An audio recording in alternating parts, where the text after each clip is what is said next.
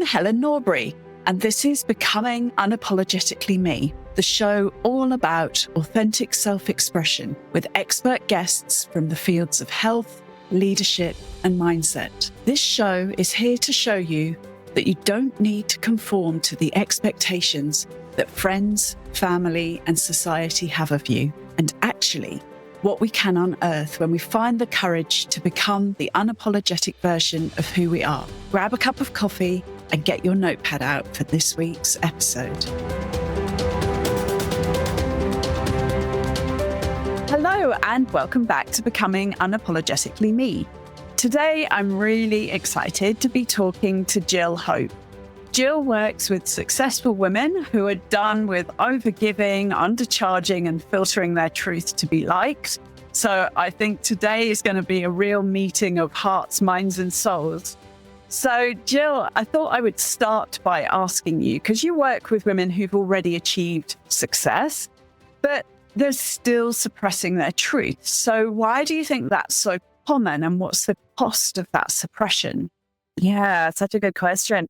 So I think it's so common really is because of our condition, because we are conditioned to listen to voices outside of us, right? From a very young age. And actually, it's partly for our survival when we're infants, because we are completely dependent upon the people caring for us for our every need, or we won't survive, right? So this really gets wired in at a very young age that we need to have approval and be accepted by others outside of us. And what happens in so many women is that, and my frame is, I came from corporate and started a business, and that just carries through this conditioning through first parents, and then through school and maybe churches, and then you're in the working world and it gets transferred to your boss. You need to be approved of to get the raise and to get the promotion and such. And so we're always trying to prove ourselves. And when you get into your own business, which is the people I work with, what I find is we still are proving, and because we take the boss and then we transfer it to a coach or like the gurus out there. And so we lose connection with our own voice if we ever had it to begin with. It's always there, but we lose that connection. So that's what sets up this pattern of this constant striving, trying to achieve for this approval that we think we need to get from the outside. And it causes burnout and all kinds of things that we don't want in our life. Yeah, I can definitely resonate with that, having been through a very similar path myself. So how can a woman begin to recognize when she's actually performing rather than really showing up in her full rooted power? Well, it's really pretty easy, actually, if you're willing to admit it. So a couple things that I see showing up is if you don't have time for the things that you really love in life. We love our businesses. If we're heart-centered people, we're doing what we're passionate about. It feels like we're on purpose. But we're multifaceted women. So we have many things that we love and that light us up. If you don't have time for the things that are the most important to you, that is like sign number one that something is not right. But also it's this constant comparing yourself, especially like with the online world. It gets crazy out there. And there's so many people doing so many seemingly amazing things. And if you are trying in any way, shape, or form to match or fit in with that, you have already cut yourself off from your source.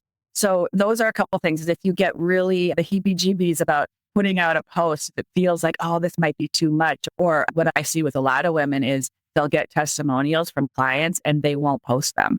They won't, because so things like that, where you try to dim a little bit who you are, what your voice is, the good things that you're doing. If there's any dimming of that whatsoever, you are probably not fully connected to your own inner authority. Yeah.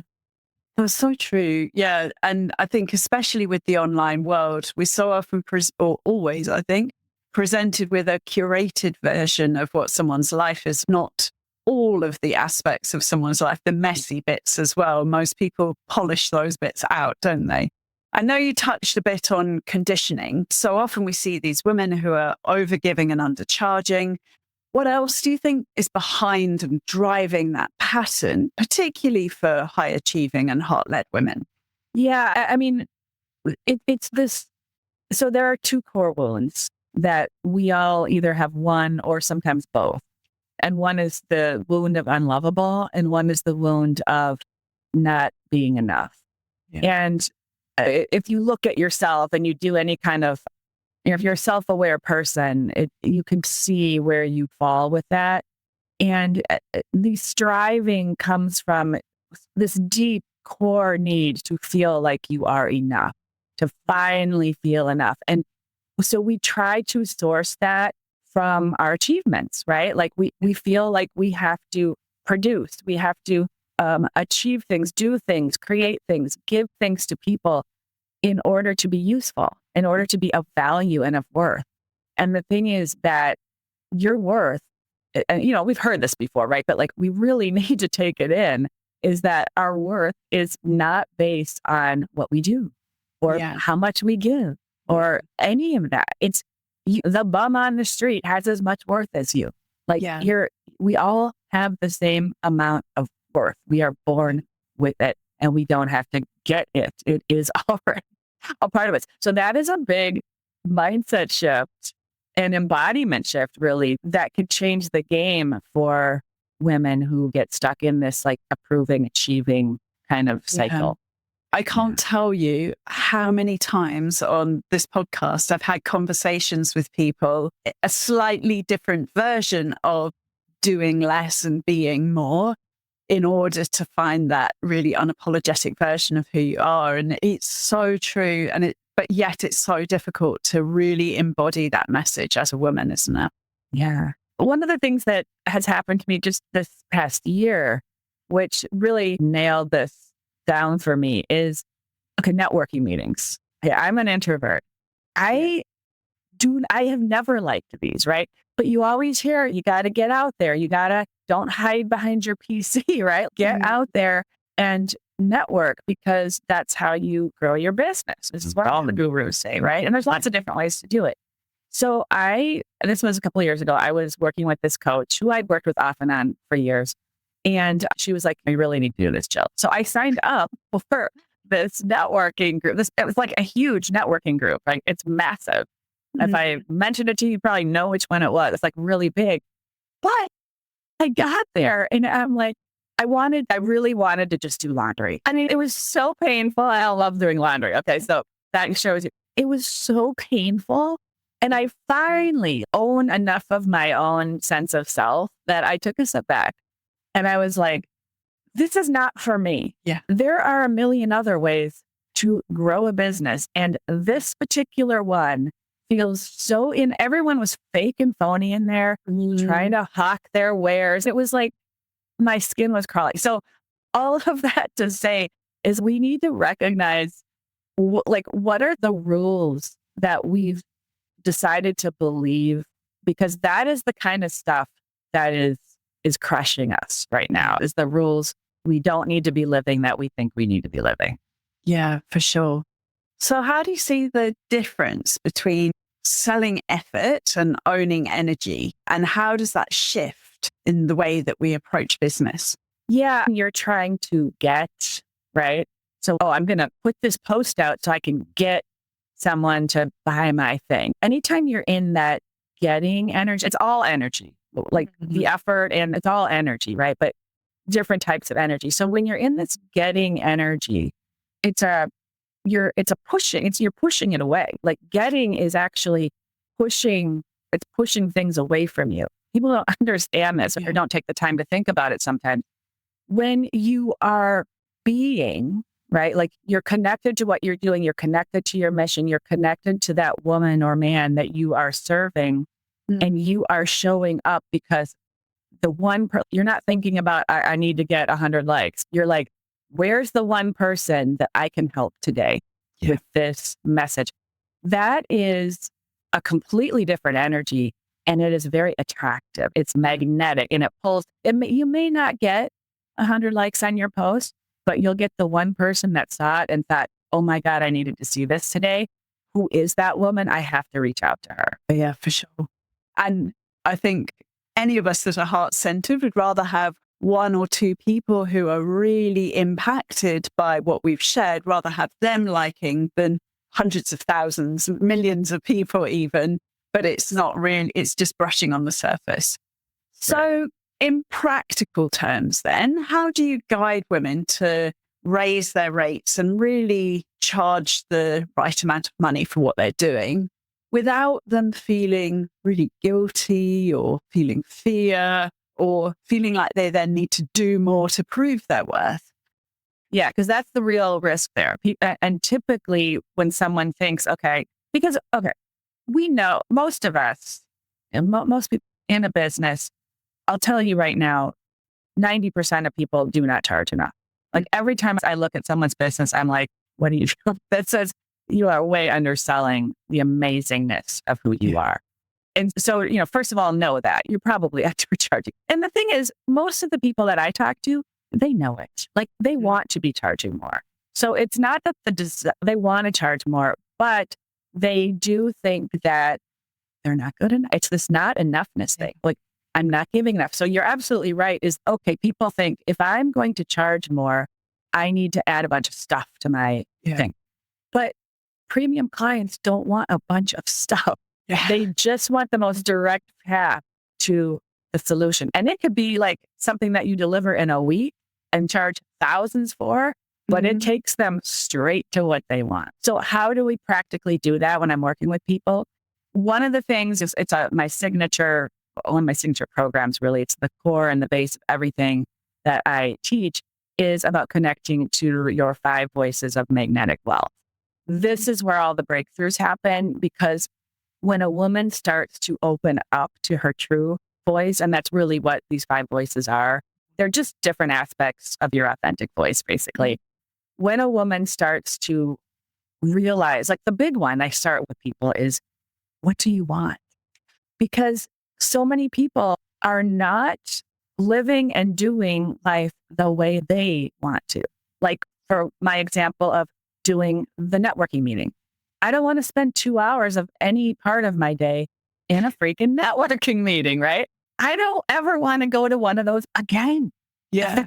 And so I don't have to, because I can claim my success in a different way that doesn't include networking meetings, right?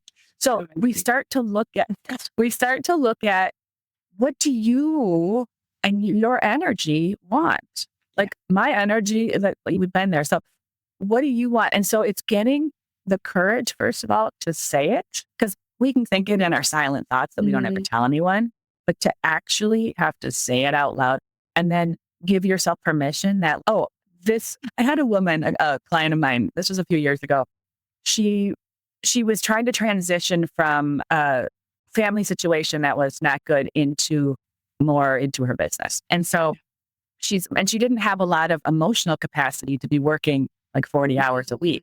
And so she said, I just don't know how I can do this, Jill, because I just can't work 8 hours a day right now. And I'm like, who said you had to work 8 hours a day? Like, where did that rule come from? That's a corporate mindset. That's a middle-class working mindset versus an entrepreneurial mindset, right? Yeah. So it's helping people. This is the most practical thing I do is I help people see what are the rules that you think you have to follow.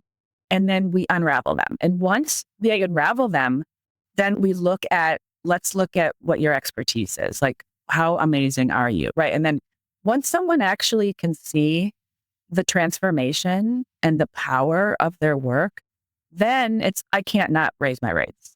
And you feel so good about it because you know that when you undersell yourself, you don't get the level of the breakthrough that you get when you price appropriately every single time, all day long. Yeah. So those rules, I think, are absolutely fascinating. And I definitely found that myself as well when I first came out of corporate and into my job at my business now. I would sit and treat it like a job where I'd be 9 till 5 at my desk. And then to give myself permission to rewrite that rule was absolutely game changing. But what are the beliefs and rules that you see most often that women need to unlearn so that they can truly reclaim their power and voice? Yeah.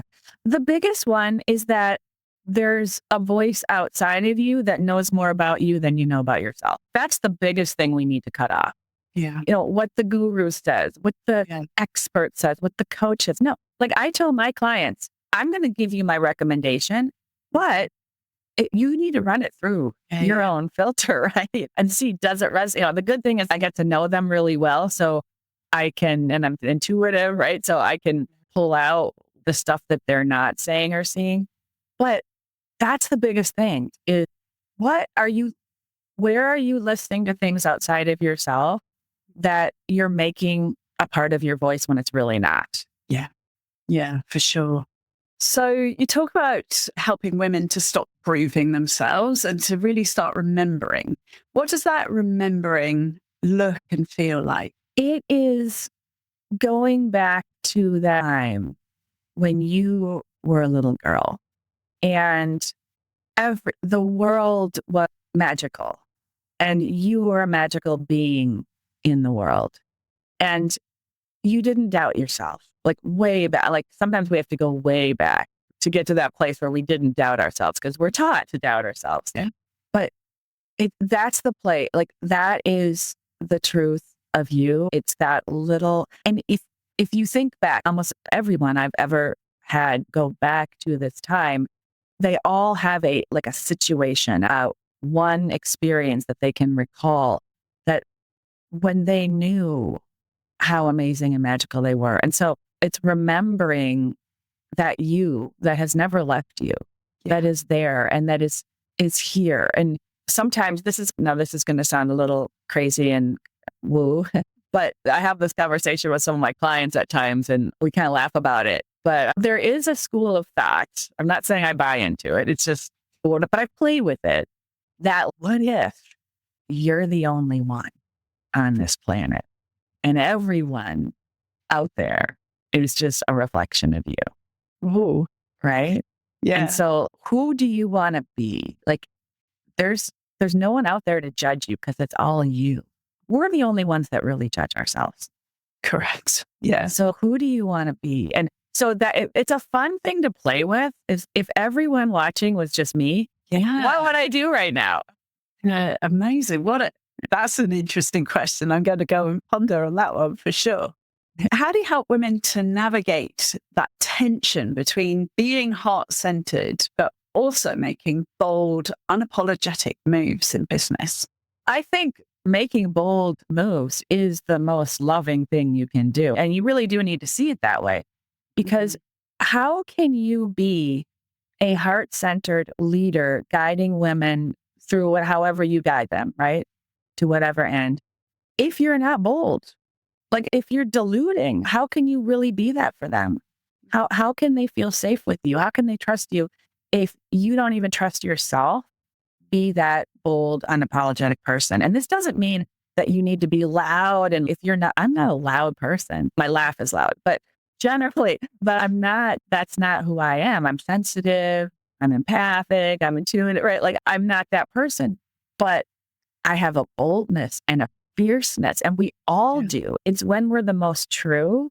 And how can you not, I guess is the question, be in your most true, which is bold. When you're true, you're bold. Yeah. Yeah.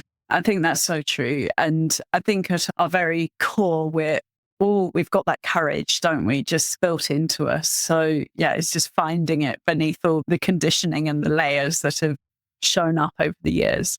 Yeah. So talk about quiet power. So can you explain a bit about what that is and why it's such a game changer for women who've spent years in maybe very masculine driven work environments? Yes. The quiet power is all about that reconnection to your voice. And when I say these words all the time to the point where my clients are like, do I need to own it, Jill? Yeah, I'm always saying own it. But when you get to the place, they're such powerful words because when you actually get to the place where you own your value and worth and power, like you fully own it, you don't have to scream. You don't have to post 15 times a day. You don't have to even be on every social media platform, just the one or two that you love. You don't have to go to networking meetings. So that's the quiet power is when you own how freaking amazing you are. Really own it deep. Yeah. You are not getting, when we talk about the getting energy, which pushes everything, like you're not in that. You don't need to, because you know who you are. And that's really what your quiet power is, just that knowing of who you are and that standing in it and trusting.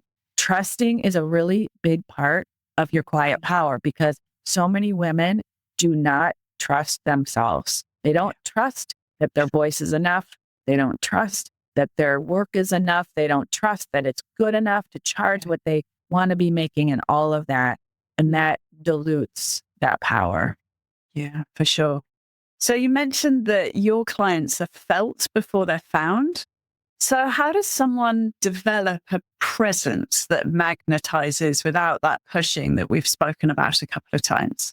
Yes. One of the things that has helped so much is the power of words, because sometimes there's two ways that you can develop that power and that confidence within. One way is like dismantling beliefs and like owning your expertise, all of that. Like it's the inner work, belief rewiring. But there's also another way, and that is from the outside in. So the first way is from the inside out. The other way is from the outside in through the power of words. So when you learn to represent who you are, what you do, what your positioning is, how you help people, how to talk about your work, when you learn how to do that with very specific words, and then you learn how to write a message from those powerful words that you start with, what that does is you start to believe it. Like you start to believe the power of what you do just because the words are so powerful. Yeah. So one of the things that's like the flip of what I do, help people on the inside, but also I help them get the words to describe how valuable they are and to put them out there. And so that is a big part of it, is like, how are you going to represent yourself? And I will say, just personally, as I've changed how I've talked about myself and my work in what I post online and things such as that, I see it and I'm like, this is hot. And then you start to believe, like it works both ways. Yeah, amazing. So you talked about how you work from the inside. So how do you blend that spiritual insight with business strategy?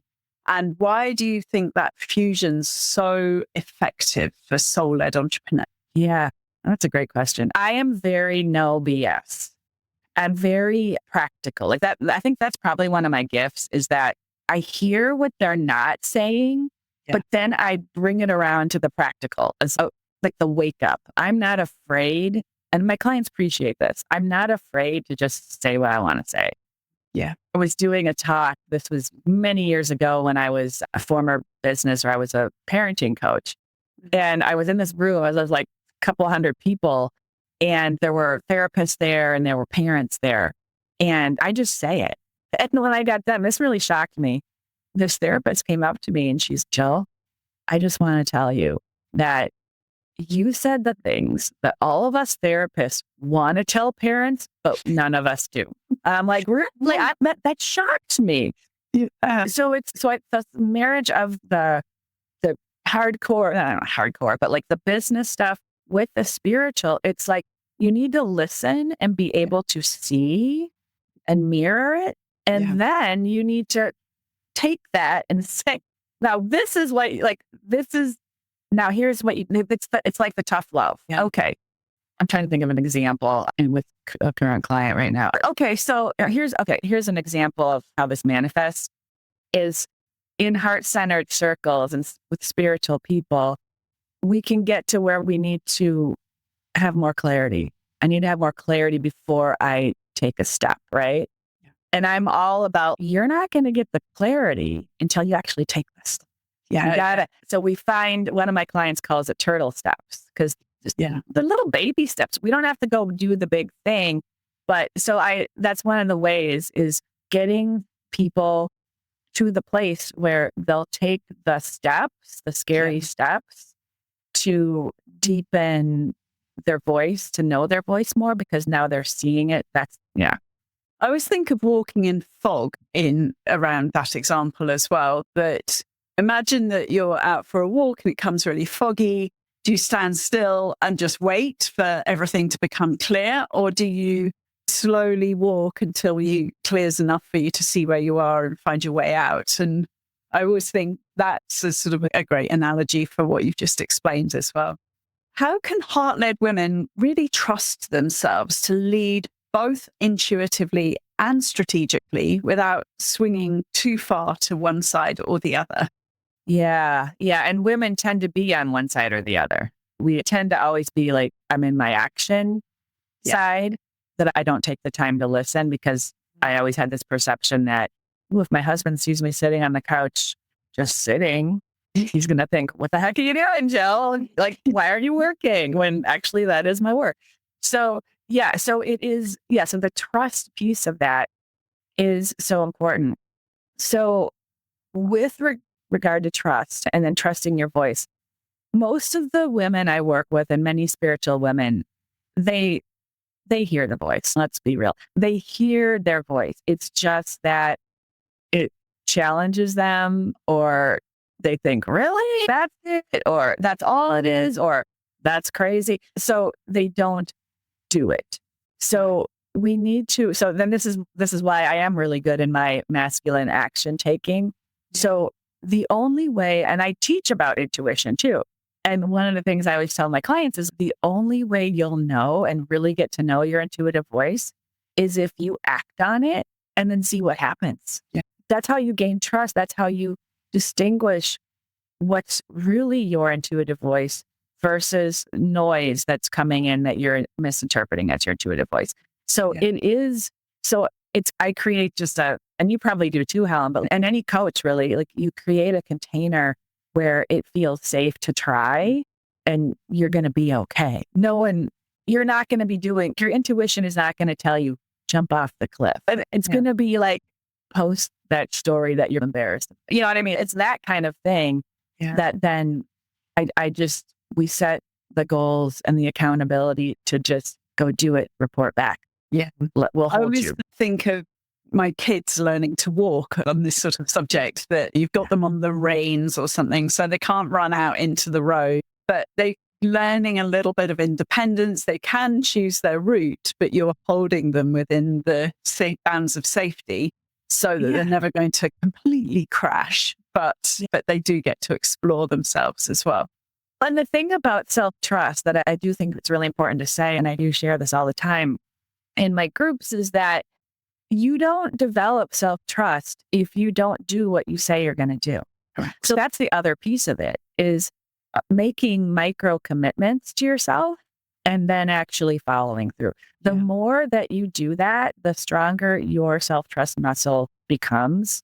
So it is really important to, like with the reins and that, I love that, because that's what we need to do. And that's the whole point of working with someone, is to just have those safety rails up until we have built our self-trust and really clearly hear and trust ourselves to take that intuitive action. Yeah, for sure. Yeah. So what does the journey of helping someone to reclaim their voice look like for someone who's filtered that for many years?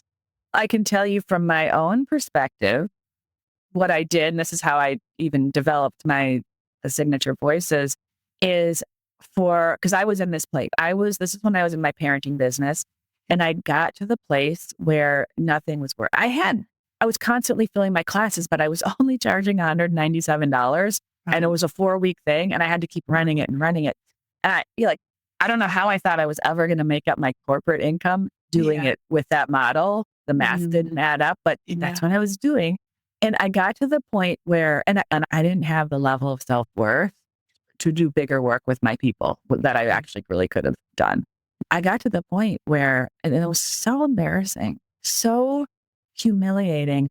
So my son was in elementary school at the time, and I would periodically get together with some of the moms for coffee, and which I could do now because I wasn't in my corporate job. And there was a day where I had no dollar bills, no paper. I'm like, how am I going to buy coffee? And I remember going through every handbag, digging up like the change, the coinage to be able to, and I'm like, what am I doing? What is going on? Yeah. And so that was the day that I decided I was quitting the whole thing. And I literally was like, went into a crumpled ball and like later in the day, and I'm like, I'm done. I have to give up my passion, blah, blah, blah, whatever. Didn't know it. My son was in another room, came running around the corner, saw me, was like aghast. Said, Mommy, what is wrong? And I'm like, oh, honey, it's okay. And I'm fine. But I just decided I need to quit my business. And he like grabbed me. He's like, no, Mommy, you can't quit. You have worked so hard. And I was like, if I quit this now, what message am I sending him about being able to live your dream? So that was my turnaround. So here's what I did. And to get to your question is I decided to ask myself one question and one question only. What does Jill want? And no exaggeration, Helen. This sounds ridiculous, but it's 1,000,000%. This is what I did. Every moment of every day when there was any decision, like when to brush my teeth, what to eat for breakfast, I didn't do anything on autopilot. I said, what do I want right now? I did this for an entire year. No joke. An entire year to be able to strip out all of the desires that everyone put on me and hear my own voice. That is the most powerful place to start for someone who is, I don't even know what this person here wants. Just live in the question. Yeah. Amazing. That's so powerful. Yeah. I remember being asked, probably when my children were a similar age, what do you like doing? And I was like, you take the kids here. Not what do you do, but what do you like to do? And I just stopped and went, I don't know, because I've wrapped my identity up in being a mom and at the time being a wife and all of those things. And I'd forgotten what I actually liked doing. And it took some work to reconnect back to that and find me under me trying to please everybody else. So yeah, really powerful that. And the good thing to know is that it's there. Like all of who you are and what you deeply desire, you don't have to figure it out. It is there. It's just, it's clouded over by all this stuff. And when you keep coming back to this question of what do I want? Like at first it seems like a hard question, but the more you ask it, like it's amazing that year that I just lived in that question, how much BS I let go of. Yeah. That was just not anything I wanted. Yeah. Amazing. So what advice would you give to a woman who's maybe afraid to be visible because she thinks that her truth might cost that connection or approval? The problem, even in that question, if that pondering, if you're not true to who you are, doesn't sound so bad. Oh my, no, I don't even think I can say this. I will, because I'm going to be true and I'm going to be real. When you're not true, you are invisible. Okay. I'm just like, if you want to be visible, you do have to be true. Yeah. Like you do. I mean, but that's what people are afraid of. That like fear of visibility, it's what people are really afraid of it's the fear of how people are, like what people are going to think and how they're going to judge you for being you. Because if you're you, for your truth, right? Because if you're you and you get judged, then what now? Because that's the real me and I got judged. If you put a false mask out there and someone judges it, it doesn't hurt as bad. Yeah, it's not really you anyway. There's another level of vulnerability, isn't there, by showing the truest version of yourself. Yes. Mm-hmm. But it's the only real way to be visible. And when you can actually be you, that's when, so someone told me this when I was doing an interview with someone many years ago, and it's so brilliant. I hope I say it, but she was saying that a third of the people, of all the people that will encounter you when you're out there being visible, a third of the people will be indifferent to you. Like they're neutral. They're not going to listen to you. They're not going to hate you, right? A third of the people will actively dislike you. They will be turned off by you. They might even say things on your comments that are negative. They will not like it. And a third of the people are going to be your people, right? And it's probably lower than that, really, honestly, your true ideal clients. So we just need to show up for that little percent that is, oh my God, I need to work with her. Like, those are the only people, not that all people matter, but those are the only people in business that you need to worry about. Sure. And it can be painful to get like some trolling going on. But in my world, what I say is congratulations, you are visible. And I think when you can release yourself from needing to tick the box for that 67% of people who are never going to be your people anyway, then that creates a whole load of freedom around your visibility, doesn't it? Totally. Yes. Yeah. So what does being unapologetically you mean to you today? And how has it evolved over your journey? Yeah. Today, I think you saw a little bit in things I've spoken about, how I wasn't unapologetically me because I was stepping into rules and buying into rules that just were like, oh, just so not me. So being unapologetically me is recognizing what I really want and saying yes to myself, letting myself have it, even when it's not comfortable for the people that I love, maybe. Yeah. And even like with clients, I have this saying that like me and my clients say back and forth to one another is I'll say what's best for me is best for my client. And they'll say what's best for me is best for Jill. And meaning that like we rarely on both sides have to change a meeting time or whatever. But it does happen because like we're living life and we have families, whatever. So things come up. So we know now it's like this inside joke. Like if I have to change a time, they know, oh my God, this actually worked out better for me. Yeah. And vice versa if they have to change a time. So it's like owning that what is best for you ends up being, when you actually give yourself what's best for you, it ends up being best for everyone else. I knew I was going to enjoy this conversation. It's been such a great reminder about challenging those rules that we give ourselves to live by, and whether they are actually helping us to live the life that we want and the life that we're in the process of creating. So thank you so much for sharing your perspectives with us and all of your wisdom. It's been a really insightful conversation. Thank you so much. Yeah. Thank you, Helen, for doing this. And I love the focus of your podcast and all the work that you're doing. So thanks so much for inviting me on. Thank you for listening to this episode of Becoming Unapologetically Me. Make sure you subscribe to the show on Apple Podcasts, Spotify, YouTube, or wherever you listen to your podcasts so you never miss an episode.